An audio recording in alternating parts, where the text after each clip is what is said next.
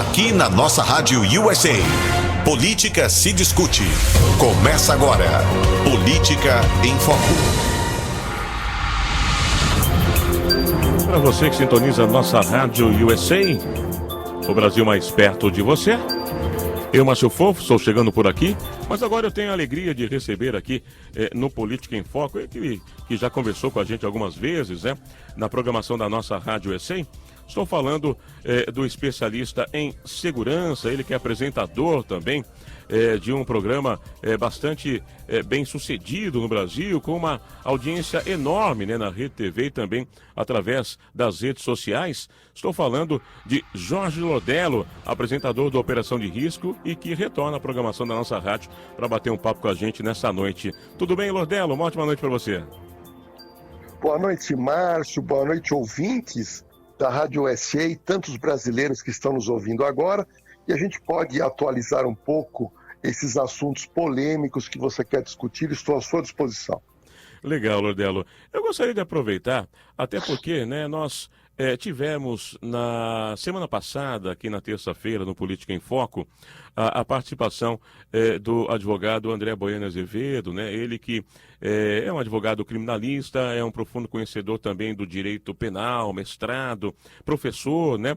E a gente bateu um papo sobre diversos aspectos, né, das questões de políticas públicas para a segurança. Falamos muito sobre o sistema carcerário no Brasil, nos Estados Unidos, a questão de lei de execução penal, né?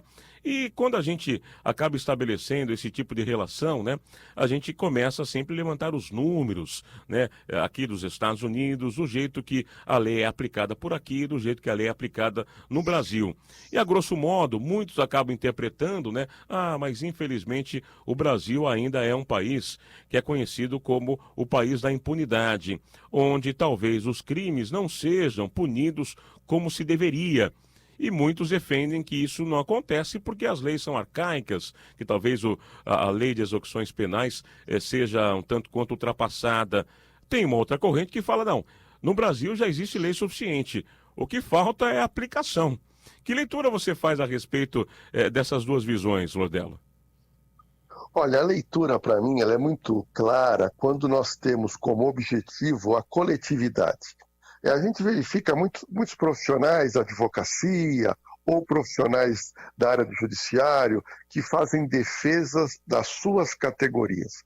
Mas nós temos que falar e pensar na coletividade brasileira que hoje sofre em demasia com a prática de crimes no Brasil.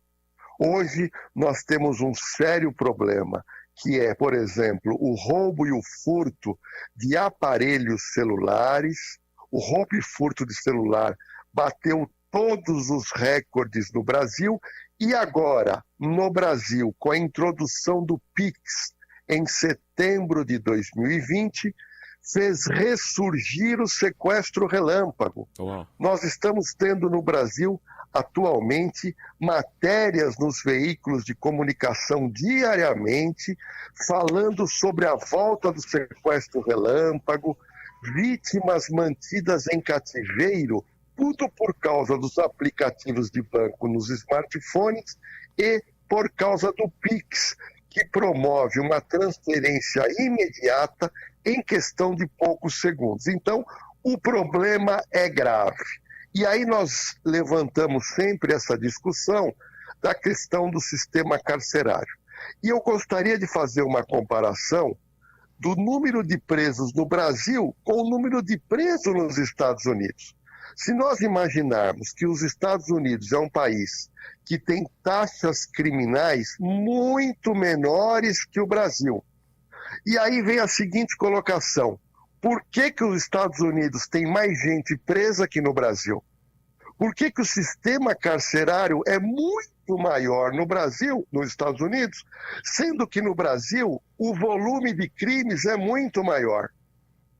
Aí eu chego à conclusão que o sistema brasileiro, hoje, nós temos quase 800 mil brasileiros presos, que deveria ser muito maior, pois, por causa da lei das execuções penais no Brasil, você tem uma série de benefícios que permite que o preso, que a pessoa condenada, passe a maior parte do tempo na rua, ao invés de dentro de um presídio. Agora, Lordelo, diante desse diagnóstico, né, que parece cada vez mais claro, né, nítido, em especial para aqueles que lidam no dia a dia com essas questões, né, de políticas públicas relacionadas à segurança, o trabalho até mesmo das forças policiais, né? Por que existe, então, aparentemente, pelo menos, uma resistência para o endurecimento das leis de execuções penais, né? Por que não se retira, por exemplo, essas possibilidades, né, que alguns condenados acabam, né, se usufruindo de progressão da pena, até mesmo as questões que seguem, né? Pausadas quando se fala, por exemplo, na possibilidade de redução da maioridade penal. O que acontece, né? Porque a gente sabe que leis, elas partem do legislativo ou partem de uma indicação do executivo. Por que o Brasil não consegue avançar nessa questão de tornar talvez a lei um pouco mais rígida e retirar, por exemplo, essas facilidades? Olha, a sua pergunta é muito importante, Márcio. Nós temos que distinguir o seguinte: a lei penal brasileira ela é boa. Ela capitula todos os crimes, nós temos os crimes digitais e as penas são altas. O problema que nós encontramos é no Código de Processo Penal, que é extremamente burocrático e com muitos graus de recurso. Fato este que não existe nos Estados Unidos, onde o processo penal ele é rápido e muitas vezes já termina com um acordo antes de ter o processo e a pessoa já vai cumprir pena.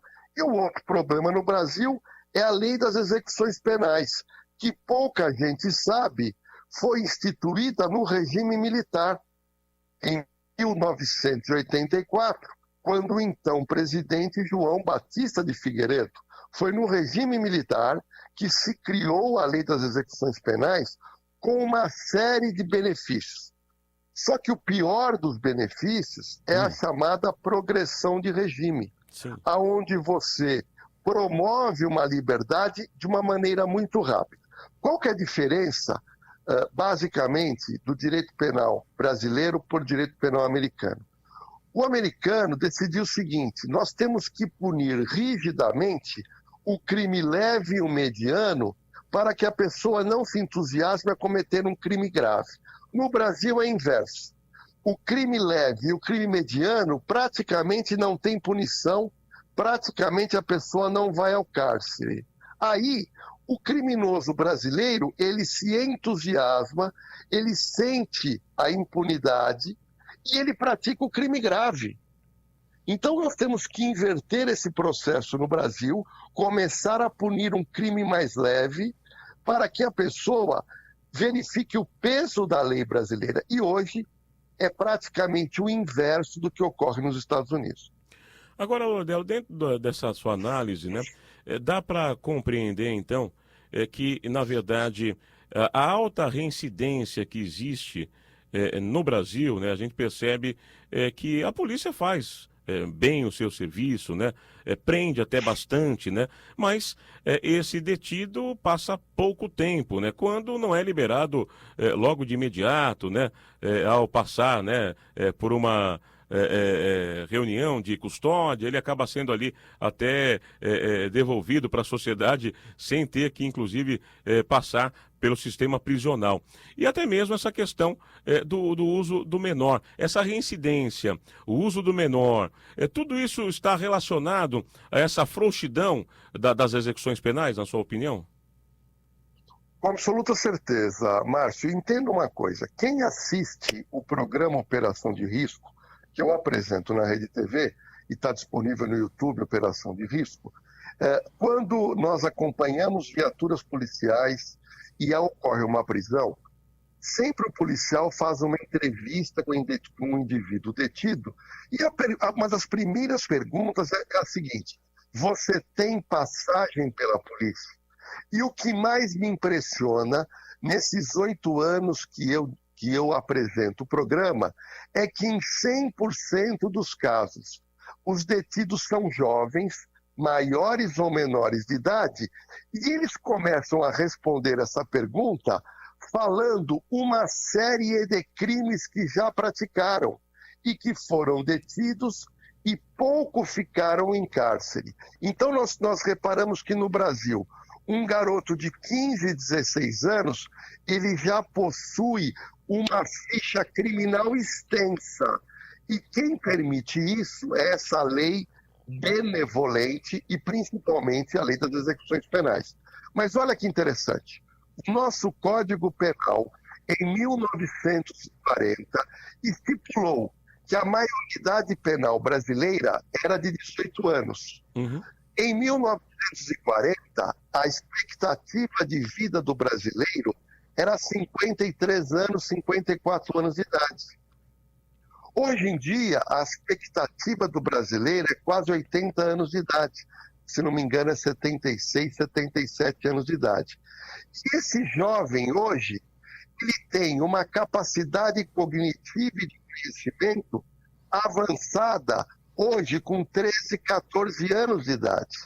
Então, o Código Penal brasileiro, ele esqueceu de fazer um reajuste na maioridade penal e mantém hoje por 18 anos, sendo que o Ministério Público de São Paulo, por exemplo, fez uma pesquisa e descobriu que o jovem passa hoje a cometer crimes graves com 16 anos de idade. Ou seja, no mínimo, nós deveríamos ter hoje a maioridade penal rebaixada para 16 anos no Brasil.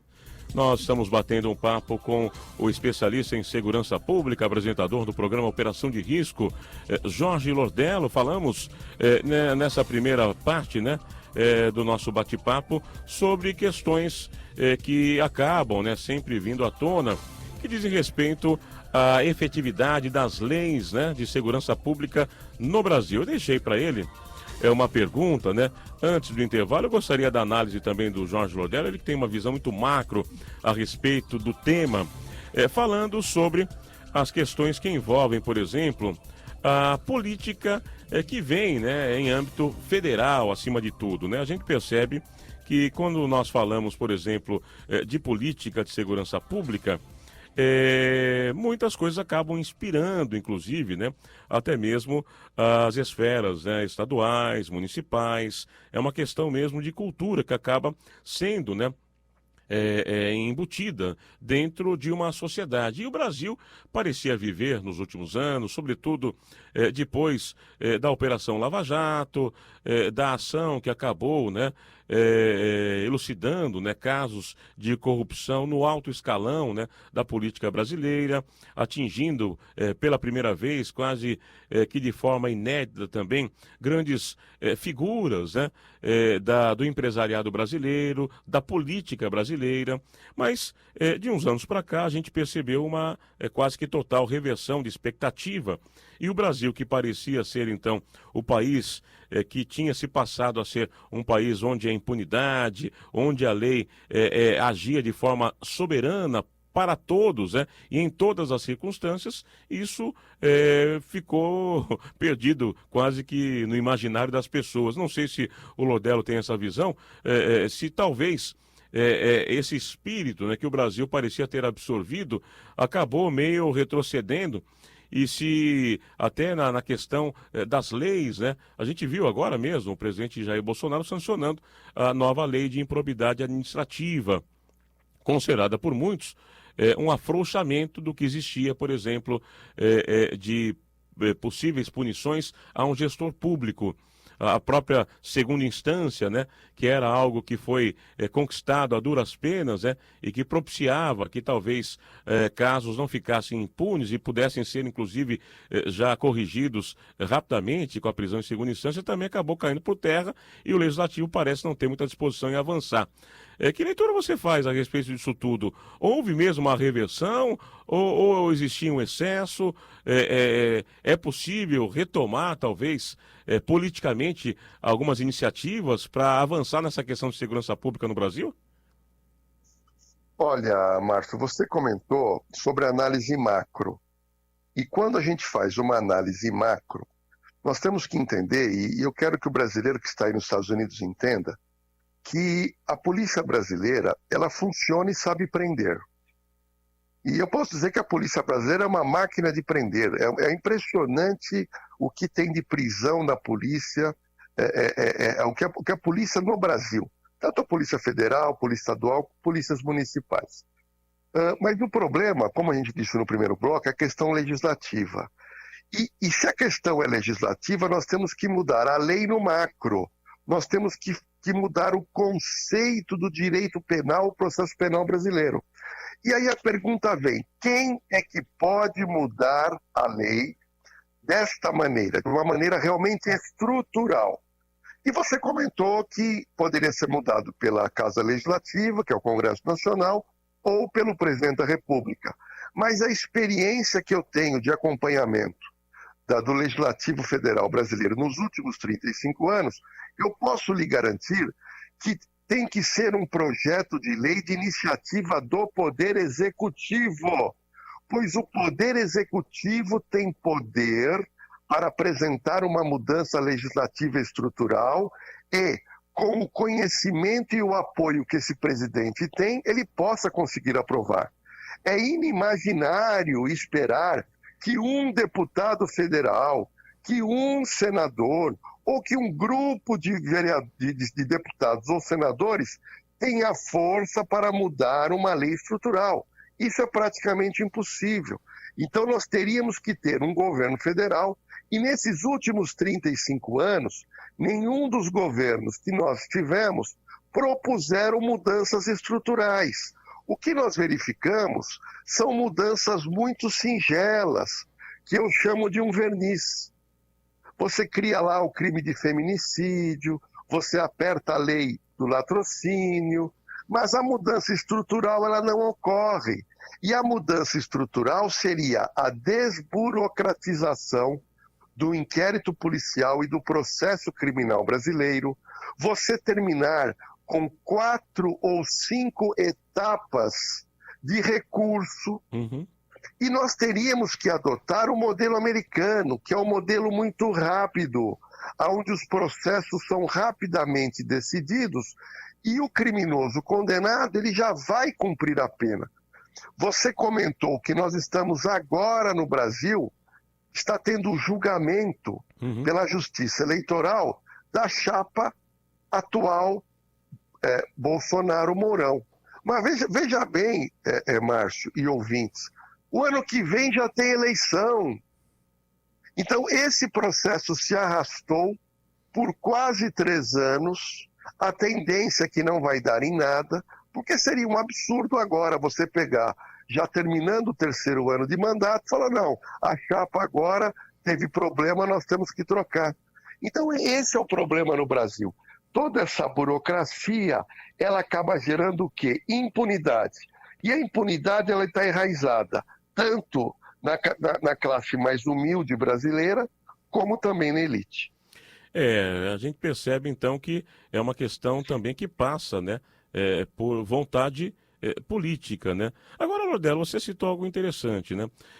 Entendendo que essa questão também do crime, né, numa sociedade, né, num país, tem todo um conteúdo cultural, né? O Brasil tem quase que enraizado, né, na sua cultura essa questão da impunidade, passa muitas vezes por essa cultura, né, que popularmente ganhou bastante destaque, ficou conhecida como a política do jeitinho, né?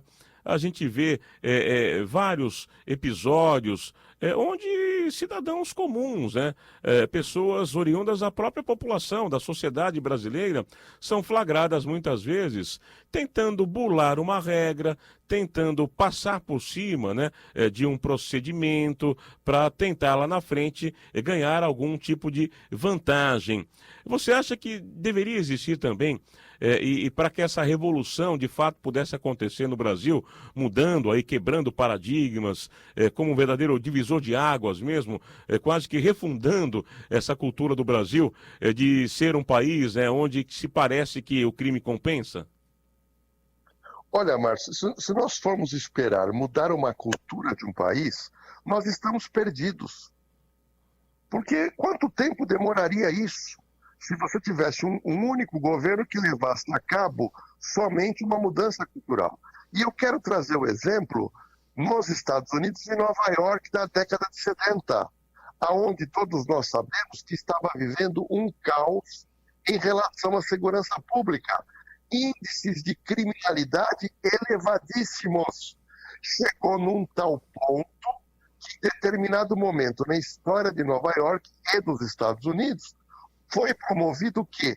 Um choque não cultural, um choque de regras, um choque de mudança legislativa, um choque na polícia de estabelecimento da ordem. E nós reparamos que em Nova York, em poucos anos, conseguiu-se baixar os índices criminais e trazer de volta à sociedade nova-iorquina aquilo que todo povo merece e deseja, que é segurança.